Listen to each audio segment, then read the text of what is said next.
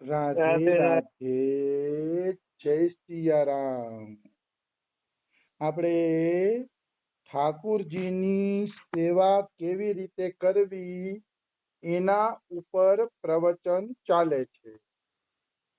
તો એ પ્રવચનમાં આપણે આગળ વધીએ તો એક ભક્ત પ્રશ્ન પૂછે છે કે હું લડ્ડુ ગોપાલને મારો દીકરો માનું છું, તો દીકરો માનું છું તો એની પૂજા કેવી રીતે કરું? મતલબ લડ્ડુ ગોપાલ મારો દીકરો છે તો દીકરાની આરતી ઉતારવી, દીકરાની પૂજા કરવી, દીકરાને તુલસી પત્ર ચડાવવું કે એના ચરણ પકડવા, આ કેવી રીતે શક્ય બને? માં થોડી દીકરાની પૂજા કરે છે. તો લડ્ડુ ગોપાલ દીકરો માનું છું તો મને એ બતાવો કે મારે પૂજા કેવી રીતે કરવી. તો એનો બહુ સારો અને સુંદર આ લોકો જવાબ આપે છે कि प्रभु श्री राम जी शंकर भगवान को इष्ट मानते हैं तथा शंकर भगवान प्रभु श्री राम को अपना इष्ट मानते हैं। केवल इष्ट ही नहीं मानते बल्कि सेवक स्वामी सखासीय पी के, मतलब राम शंकर भगवान ने પોતાના ઈષ્ટ દેવતા માને છે અને શંકર ભગવાન રામને ઈષ્ટ દેવતા માને છે. તો બે એકબીજાની પૂજાય કરે છે, બે એકબીજાનો આદરય કરે છે અને બે એકબીજાના સખા પણ છે અને બે ભગવાન છે. તો અહીંયા કહેવાનો ભાવ છે એ કેવી રીતે તાલમેલ કરી રહે છે, એવી જ રીતે આપણે લડ્ડુ ગોપાલ હારે તાલમેલ કરી રહેવાનો કે લડ્ડુ ગોપાલ ભલે આપણા દીકરા છે, ભાવ દ્રષ્ટિએ દીકરા છે, પણ આમ તો ભગવાન છે ને, આમ તો અનંત કોટી બ્રહ્માંડ નાયક છે. એટલે ભગવાન આપણા દીકરા છે તો દીકરાની સાથે સાથે ભગવાન પણ છે એમ માનીને સેવા કરી શકાય. એવું નથી કે ખાલી આપણા દીકરા જ છે. બે ભાવ રાખવાનો છે કે પૂજા ટાણે એમ પણ ભાવ રાખવાનો કે જે મારો દીકરો છે એ જ ઈશ્વર છે, એ જ પૂર્ણ પુરુષોત્તમ પરમેશ્વર છે અને એ જ અનંત કોટી બ્રહ્માંડ નાયક છે. આવી વસ્તુ. એટલે કહેવાનો ભાવ શું છે કે રામ અને શંકર ભગવાનનો વ્યવહાર કેવો છે? સેવક સ્વામી સખા સિય પી કે. સિય એટલે સીતાજી, પી કે એટલે સીતાજીના પ્રિયતમ, રામના સેવક સખા ને સ્વામી છે શિવજી. શિવજી હનુમાનજીના રૂપમાં રામના સેવક પણ છે અને રામેશ્વરના રૂપમાં સ્વામી પણ છે. કારણ કે રામેશ્વરની સ્થાપના કરી ભગવાન શિવે ત્યારે શિવજીએ કીધું કે મહાદેવ તો મારા સ્વામી પણ છે અને સખા પણ છે મહાદેવ અને રામ, એમાં કોઈ શંકા નથી. તો લ્યો ત્રણ નાતા શિવના અને રામના ત્રણ નાતા થયા. એ એકબીજાના સેવકે છે, એકબીજાના સ્વામી છે અને એકબીજાના સખાય છે. તો બધું છે. એટલે રામેશ્વરની સ્થાપના કરીને શિવે દેખાડી દીધું કે શિવ ભગવાન પણ છે એટલે મારા આરાધ્ય પણ છે. એવી જ રીતે આપણે લડ્ડુ ગોપાલ સાથે વ્યવહાર કરવાનો કે લડ્ડુ ગોપાલ મારા દીકરા છે, સાચી વાત છે, પણ રામે જેમ શિવજીને ભગવાન માન્યા એમ મારા માટે લડ્ડુ ગોપાલ ભગવાન પણ છે, સાક્ષાત ભગવાન છે. એવું તમારે માનવું પડે. એ માન્યા વગર છે ને ચાલશે નહીં. આવી વાત છે. अर्थात एक दूसरे के सेवक सखा तथा स्वामी मानते हैं, पर शिवजी राम जी का पूजन करते हैं और राम जी अपने शिवजी का पूजन करते हैं. ऐसे ही लड्डू गोपाल आपका बेटा होते हुए भी है तो भगवान ही. इसलिए गीता रामायण का पाठ करो, नाम जप करो, कीर्तन करो, आरती करो, उनकी खूब सेवा पूजा करो और लड्डू गोपाल के साथ बेटे जैसा भाव भी रखो. आलस्य प्रमाद बिल्कुल नहीं करना है. મતલબ આટલી વાતમાં એમ કીધું કે લડ્ડુ ગોપાલને દીકરો પણ માનો, સાથે સાથે ભગવાન પણ માનો. વળી અહીંયા કોઈ પાછી બીજી વાત નાખશે કે દીકરોને ભગવાન કેવી રીતે માની શકીએ? તો કે એમાં કાંઈ ખોટું નથી. વડાપ્રધાનની પત્ની હોય તો એ પોતાના પતિના સ્ટેટસને ઓળખે છે કે મારા પતિ વડાપ્રધાન છે અને પત્ની તરીકેનો અધિકાર રાખે છે કે વડાપ્રધાન છે તો મારા પતિ છે. તો સંસારી માણસ બે નાતા નિભાવી શકતા હોય, ઐશ્વર્ય અને માધુર્ય, તો ભક્ત ભગવાન હારે કેમ બે નાતા ન નભાવી શકે?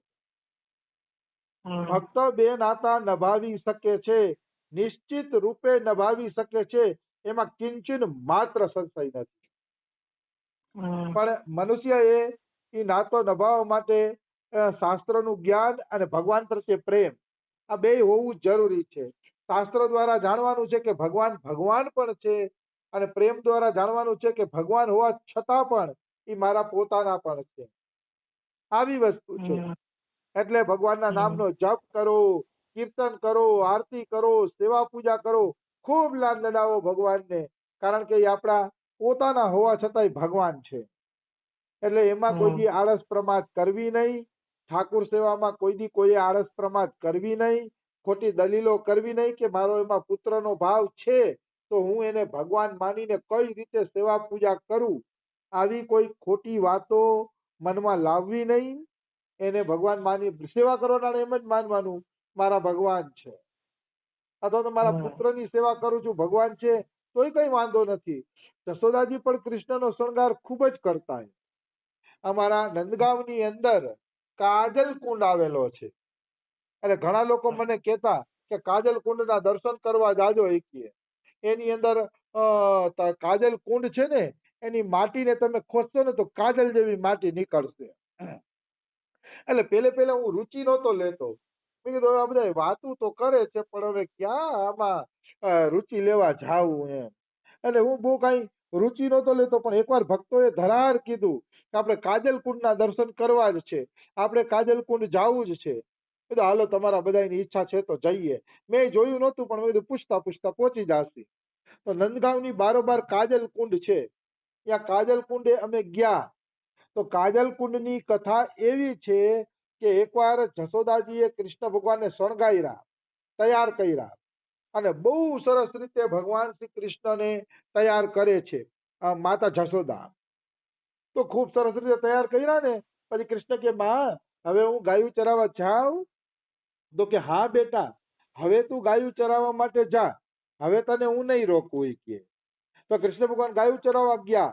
ગાયું ચરાવવા ગયા પછી જશોદાને યાદ આવ્યું કે અરે મેં તો મારા લાલાને કાળું ટપકું નથી કર્યું, ક્યાંક મારા લાલાને કોઈની નજર લાગી જશે તો. કાળું ટપકું કરતા તો ભૂલાઈ ગયું છે. એટલે જશોદાજી દોડ્યા ને તો એ કાજલ કુંડ પાસે પહોંચ્યા અને અહીંયા આવીને કીધું કે લાલા લાલા ઉભો રે, મેં તને છે ને કાળું ટપકું નથી કર્યું, ક્યાંક તને કોઈની નજર લાગી જાય તો. એટલે મારે તને છે ને કે કાળું ટપકું કરવું છે. તો કે અરે માં અહીંયા ક્યાં કાજલ છે, અહીંયા તું ક્યાં કાળું ટપકું કરીશ, અહીંયા તો કઈ કાજલ છે નહીં એમ. કાજલ વગર કેવી રીતે કાળું ટપકું કરીશ? તો જશોદા કે કરી દઈશ. પણ જશોદાએ ભગવાનને યાદ કરીને નારાયણનું નામ લઈને કાજલ કુંડ પાસે માટી ખોદી. માટી ખોદી તો માટીમાંથી કાજળ પ્રગટ થઈ ગયું અને ઈ કાજળમાંથી જશોદાજીએ કૃષ્ણના આંખમાં આંજળ આંજી દીધું. હજી હું કબૂલ કરીશ કે મને કાજલ કુંડ જોવાની કોઈ ઈચ્છા નહોતી, પણ ભક્તો ધરાહાર લઈ ગયા કે નહીં આપણે કાજલ કુંડ જોવા જવું જ છે. અને પછી અમે કાજલ કુંડના દર્શન કરવા ગયા. પણ જ્યારે મેં માટી ખોદીને એ કાજલને જોયું ને, મારા મોઢામાંથી આશ્ચર્યના શબ્દ નીકળી ગયા. શું વાત છે, એકદમ કાજલ જેવી માટી. તમે એને કોથળીમાં ભરો એટલે એમ જ લાગે કે જાણે આંચળ ભર્યું છે, કાજલ ભર્યું છે, એવી દિવ્ય કાજલ જેવી માટી. મેં આટલી હદે ક્યારેય હું પ્રભાવિત નથી થયો કોઈ લીલાસ્થલીથી જેટલી કાજલ કુંડથી પ્રભાવિત થયો. પછી તો મારા ભેગા ભક્તો હતા ને બધાએ કોથળીમાં કાજલ ભરી લીધું, કાજલની કોથળીઓ ભરી લીધી, કારણ કે કાયદેસર કાજલો. મેં આટલો દિવ્ય ચમત્કાર ક્યાંય જોયો નથી. મારી નજરે જોયું કે માટીની અંદરથી કાજલ નીકળતું હતું કાયદેસર, અને આજે પણ નીકળે છે. અને મજાની વાત એ છે કે એ કાજલ કુંડને પગથિયા નથી ને સિમેન્ટની દિવાલે નથી, કાંઈ નથી, એમને ગારાની અંદર તળાવડું ભર્યું છે કાજલ કુંડનું. અને એ કાજલ કુંડને ખોદવાથી કાયદેસર આજે પણ એવી માટી નીકળે છે. ધન્ય છે બ્રજભૂમિને. બ્રજભૂમિ અલૌકિક છે. બ્રજભૂમિમાં આવા દિવ્ય ચમત્કાર અનેક જગ્યાએ જોવા મળે છે. નિશ્ચિત આવા ચમત્કાર અનેક જગ્યાએ જોવા મળે છે, એમાં કોઈ સંશય નથી. બ્રજભૂમિ દિવ્ય છે. કોઈ માને ચાહે ન માને, નાસ્તિક લોકો ભલે ન માને, પણ ઈશ્વર આજે પણ છે. ઈશ્વરની લીલા સ્થળીઓમાં આજે પણ એવો પ્રભાવ છે. કોઈ માને ચાહે ન માને, પણ ખરેખર જો કોઈ શ્રદ્ધા રાખશે ને તો કલ્યાણની પ્રાપ્તિ કરી લેશે. શ્રદ્ધાળુ માણસનું નિશ્ચિત કલ્યાણ થઈ જશે, એમાં કોઈ શંકા નથી. ખરેખર કોઈ વ્રજભૂમિમાં મહિનો દી રોકાઈ જાય ને તો નાસ્તિકમાંથી આસ્તિક બની જાય એવી આ દિવ્ય ભૂમિ છે અને એવા અહીંયા એવા ચમત્કારો જોવા મળે છે. આવી વાત છે. એટલે ઠાકુર સેવામાં ક્યારે આલસ્ય પ્રમાદ કરવી ન જોઈએ. ઠાકુર આપણા પોતાના જ છે. જેમ જશોદા સેવા કરતા કૃષ્ણને ભગવાન માનતા અને પુત્ર માનતા. આપણે એમ થાય કે ગોપીઓ હું કૃષ્ણને ભગવાન માનતી હતી તો કે હા, એટલે ગોપી ગીતમાં ગોપીઓએ કીધું નખલું ગોપિકા નંદનો ભવાન અખિલ દેહી નામ અંતરાત્મૃદત. હે કાનુડા, તું ખાલી નંદબાબા ને યશોદાનો દીકરો જ નથી, તું અખિલ દેહી નામ છો. મતલબ જેટલા દેહધારી જીવાત્માઓ છે એ બધાયનો તું પ્રિયતમ છો, એ બધાયનો તું આત્મા છો. એ કે અમે તને ઓળખી લીધો છે. ગોપીઓ એમ બોલે છે કારણ કે ગોપીઓએ કૃષ્ણને તત્વથી ઓળખી લીધા હતા એટલે એ આ રીતે બોલતી હતી ગોપીઓએ. એમાં કોઈ એટલે કોઈ શંકા નથી. એટલે ભગવાનને આપણો પુત્ર માની શકાય અને સેવા પણ ભગવાન માનીને કરી શકાય. એમાં કાંઈ ખોટું નથી. ત્વમેવ સર્વમ મમ દેવ દેવ. સર્વમ એટલે બધાય સંબંધથી કૃષ્ણ તું અમારો જ છો, તું અમારો દીકરો પણ છો, સાથે સાથે ભગવાન પણ છો. બે નાતા અમને કબૂલ છે, અમને ખબર છે કે બે નાતા એ તું અમારો પોતાનો જ છો. આવી વસ્તુ છે. એટલે ભગવાનને કોઈ પણ નાતે ભજો, કોઈ પણ ભાવે ભજો, બસ લાગો. અરે ભગવાને તો વેરીઓનું કલ્યાણ કર્યું હતું, દુશ્મનોનું કલ્યાણ કર્યું હતું, અસુરોને મુક્તિ આપી હતી. તો કોઈ ભગવાન હારે સંબંધ બાંધીને ભજન કરે તો પછી એને ભગવાન થોડા છોડી દે, કદાપી છોડવાના નથી. એટલે કોઈ પણ નાતે ભજો, મંગલ જ છે, મંગલ જ થવાનું છે. બસ ઈશ્વરને ભજવામાં મંગલ છે. આ વારંવાર મારે એક વાત એટલે કેવી પડે કારણ કે મારે કાંઈ નવો સત્સંગ કરવો નથી. મારે એકની એક જ વાત કરવી છે કે સંસારની આસક્તિ છોડો અને ઈશ્વરનું ભજન કરો. બસ આ સંસારમાં સાર વાત આ જ છે, આનાથી બીજી કોઈ સાર વાત છે નહીં. આવી વસ્તુ છે. એટલે નવું તો બીજું શું બોલવાનું હોય. બસ મનુષ્ય શીખવાનું જ આટલું છે કે પ્રભુ ભજન કરો અને સંસારની મોહ મમતા છોડો. એ ક્યાંય કામ આવવાની નથી. આવી વસ્તુ છે. હવે આગળના પ્રશ્નમાં પ્રવેશ કરીએ તો એક પંડિતજીએ કહ્યું છે કે તમે ગ્રહસ્થી છો, લડ્ડુ ગોપાલની સેવા તમે કેવી રીતે કરી શકશો કે તમે ન કરી શકો. કે શું આ વાત સાચી છે? આવો પ્રશ્ન પૂછ્યો. હવે આ પ્રશ્નનો જવાબ દેતા પહેલા તો હું એક વાત કહી દઉં કે પંડિતોની વાત માનવી નહીં, કર્મકાંડીઓની વાત માનવી નહીં. વાત એની જ માનવાની કે જે શાસ્ત્ર અનુસાર જવાબ આપે છે. મારા એક બેન પરિચયમાં હતા. એ બેને એમ કીધું કે અમારા ઘરે એક બ્રાહ્મણ આવ્યા અને બ્રાહ્મણે એમ કીધું કે અરે રાતે તમે ઘરના બેહીને ભાગવત વાંચો છો, ભાગવત ન વચાય કે ઘરમાં કદીઓ થાય. તો એ બિચારાએ બીકના માયરે ભાગવત વાંચવાનું બંધ કરી દીધું. કેટલી હદે આ પંડિતો છે ને વિડંબનાઓ ઊભી કરે છે. આ પંડિતોને કઈ જ્ઞાન નથી, કર્મકાંડીઓને કઈ જ્ઞાન નથી અને ઉલટા આપણા ભજનમાં વિડંબના ઊભી કરે છે. એટલે પંડિતોની વાત નહીં માનવાની, શાસ્ત્ર અનુસાર જે બોલતા હોય એની વાત માનવાની. ભાગવત માટે એમ કીધું છે સદા સેવ્યા શ્રીમદ ભાગવતી વાર્તા. શ્રીમદ ભાગવતની કથાનું તો સદાય સેવન કરો, સદાય સેવન કરો એવું ભાગવત કહે છે. અને આ એમ કહે છે એ બ્રાહ્મણ દેવતા કે રાતે ભાગવત ઘરે ન વંચાય, ઘરમાં કજિયા થાય. મને એ બેન પૂછતા હતા, મેં કીધું અરે ખૂબ વાંચો, ભાગવતને તો 24 કલાક વાંચવાનું કીધું છે. એટલે મારો કહેવાનો ભાવ છે કે જે પંડિતે આ જવાબ આપ્યો કે ગ્રહસ્થ આશ્રમ વાળા લડ્ડુ ગોપાલની સેવા ન કરી શકે, તમે ગ્રહસ્થીઓ કહેવાય, ગ્રહસ્થીઓ કેવી રીતે સેવા કરી શકે? કેટલી વાહિયાત વાત છે, કેટલી બેકાર વાત છે. અરે 90% ગ્રહસ્થો ઠાકુરજી રાખે છે. 90% ગ્રહસ્થો જે ભક્તિને માને છે એ ઠાકુરજીને રાખે છે. કઈ વિરક્તો ઠાકુરજીની સેવા કરે એવો અધિકાર નથી. અરે ગ્રહસ્થોને તો વિશેષ રૂપે અધિકાર છે. એટલા માટે જ જેટલા સંતોના ગ્રહસ્થ ભક્તો છે એ બધા ઠાકુર સેવા કરે છે.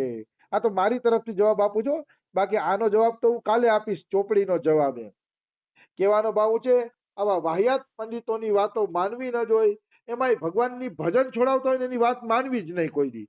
કારણ કે ભગવાનનું ભજન છોડાવવાની જેટલી વાતો છે એ ખોટી જ છે. એટલે કોઈ એમ કહે ને કે ભગવાનનું ભજન છૂટે એવી વાત કહે ને એટલે